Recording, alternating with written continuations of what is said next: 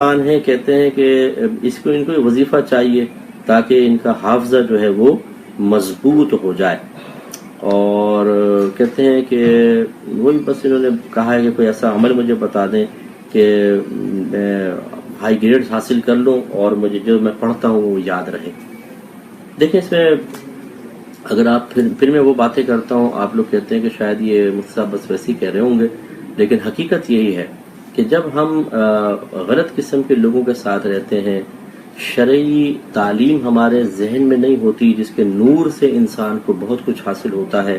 تو پھر ایسے ہی ہوتا ہے۔ اب جیسے پڑھنے بیٹھ گئے، اب آوارہ دوستوں کے ساتھ ہیں، الٹی سیدھی حرکتیں کر رہے ہیں، تو یہ پھر شیطانی خیالات اور یہ فضول باتیں ہمیں پڑھنے کی طرف مکمل طور پہ متوجہ نہیں ہونے دیتی۔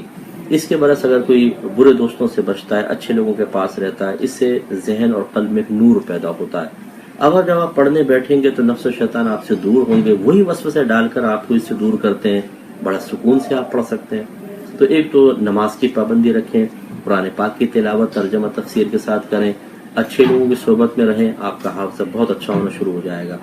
دوسری بات یہ کہ کچھ ایسی کسی حکیم صاحب سے آپ مشورہ کریں اور ان سے کوئی خمیرہ وغیرہ یا کوئی ایسی چیزیں حاصل کر لیں جس سے دماغ تیز ہوتا ہے، دوا استعمال کریں۔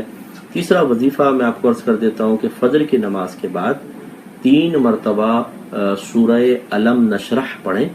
اور پانی پہ دم کر لیں، جیسے گلاس سامنے رکھ لیں، 3 دفعہ سورہ علم نشرح پڑھیں، اپنے اوپر پھونک مار لیں، پانی کے اوپر پھونک ماریں، اس کو دم کرنا کہتے ہیں، اور پھر وہ پانی پی لیں، تو انشاءاللہ اس سے بھی آپ کا حافظہ اچھا ہو جائے گا۔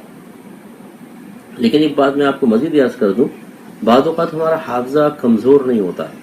لیکن ہمیں چیزیں یاد کرنا نہیں آتی ہیں،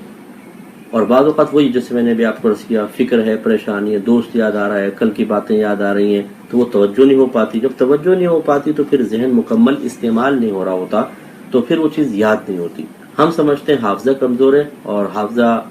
حقیقتاً کمزور نہیں ہوتا، بلکہ توجہ ادھر ادھر بہت جاری ہوتی ہے۔ اپنی توجہ کو پڑھائی کی طرف مرکوز کریں، کم سے کم لوگوں سے ملیں، اور ملے تو اچھے لوگوں سے ملیں، کم از کم اپنے پڑھائی کے ایام میں کچھ عرصہ اپنے آپ کو سب سے الگ کر لیں، تو انشاءاللہ بہت بہتر ہو جائے گا۔ یہ حیا بہنیں یہ کہتی ہیں